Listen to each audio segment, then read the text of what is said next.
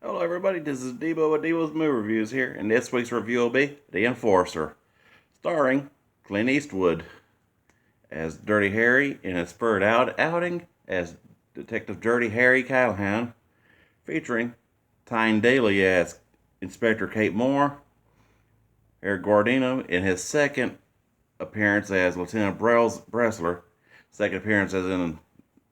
he was in the first one, and John Mitchum as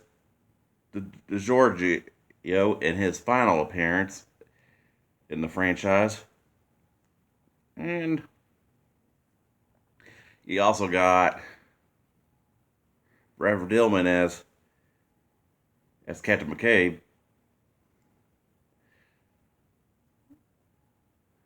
And I gotta say some odd takeaways from this one compared to the first couple was how John Vernon didn't reprise his role of the mayor, though the mayor guy played the mayor in this one had a more pivotal plot in it to where it starts out in the movie where Harry's on patrol with DeGiorgio as his partner until he thwarts this shop robbery and gets transferred to personnel because Captain McKay was a bit of a ball buster and almost one of the you almost want to say one of the actual villains of the movies in a way because he seems to be more politician than cop, more worried about cost and his damage than the fact that he saved lives. And then, of course, Harry gets demoted to personnel, where he becomes he's trying to vet candidates, become a detective, and then he winds up having to meet Inspector Moore, who, of course, never made an arrest, but got promoted as, the political move because the mayor was supposedly running for something and more concerned about a quota, but hey, it was it was a good idea for at least to have one sequel where with Harry get with a female cop. And back to that with the whole plot, might as well consider this sequel if it was made today, it'd been called Dirty Harry versus Antifa. Because yeah, that's what technically what the People's Liberation Strike Force was in this movie. The movie villains. Don't mean to get political, but hey, this one kind of has this kind of fits. And I gotta say, kind of one of the more cliched and lackluster of the Dirty Harry sequels. I mean, where the first one, a lot of people consider Harry more like the anti-hero because of course he knows he's dirty because he beat the crap out of him and didn't give a fuck who was offended. Whereas the sequel made it, Magnum Force was where he was the honest cop going after motorcycle officers who was worse than him. That if for those who hadn't seen my reviews on the first one on Dirty Harry and Magnum Force yet, and of course with the Enforcer as Harry basically, like I said, Harry basically fights Antifa, and then for multiple reasons. One, from like the beginning of the movie where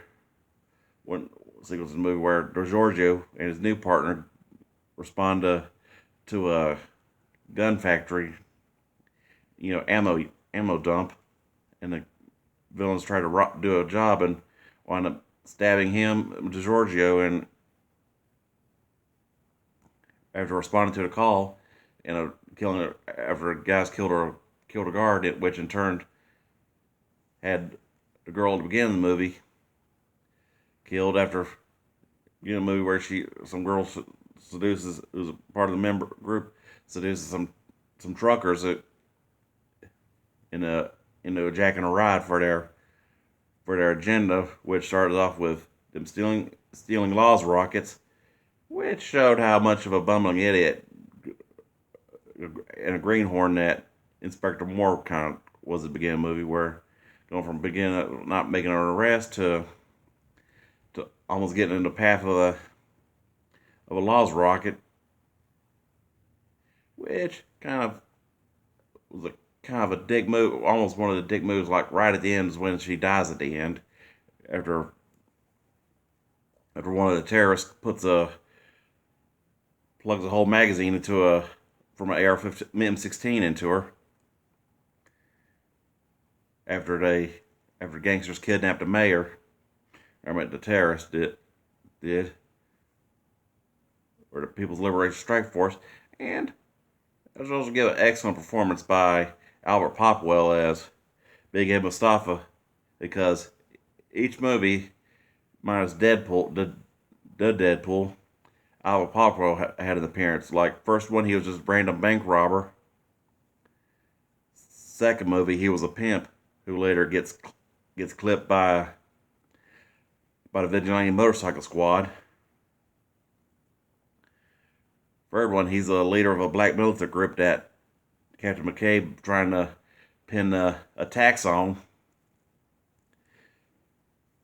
which almost made Captain McCabe not as progressive as he claimed with racial profiling, while it's a bunch of one black dude and a bunch of white boys, white folks trying to doing a terrorist acts.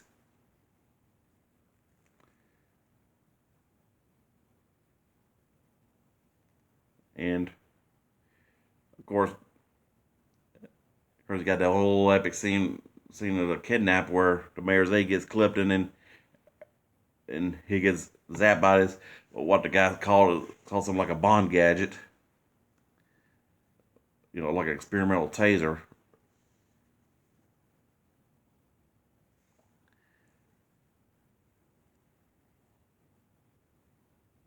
And of course, the epic showdown on Alcatraz, with Harry and his 44 and Detective Moore and her 38, Department Issue 38, pretty much take down terrorists, right? And then of course with one epic showdown with scenario starts off with Harry in a firefighter boat with shooting a water cannon, taking down one, and then rescue the mayor, and then of course takes the whole bazooka and takes down that guard tower. And overall, one I'll give about a 3 out of 5 out of the Dirty Harry franchise. Great action, but mediocre points, mediocre storyline, and cliche storyline.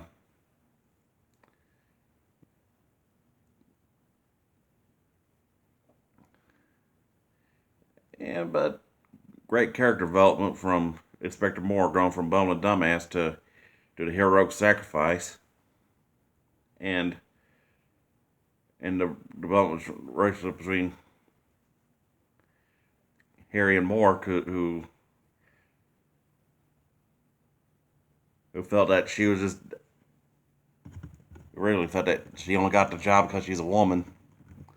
but in the end nearly proved herself. I mean, had she not died and pretty much came back for the other sequels, like Sudden Impact and I'll say what I'll say about Deadpool when I get to Deadpool. But overall, Enforcer gets a 3 out of 5.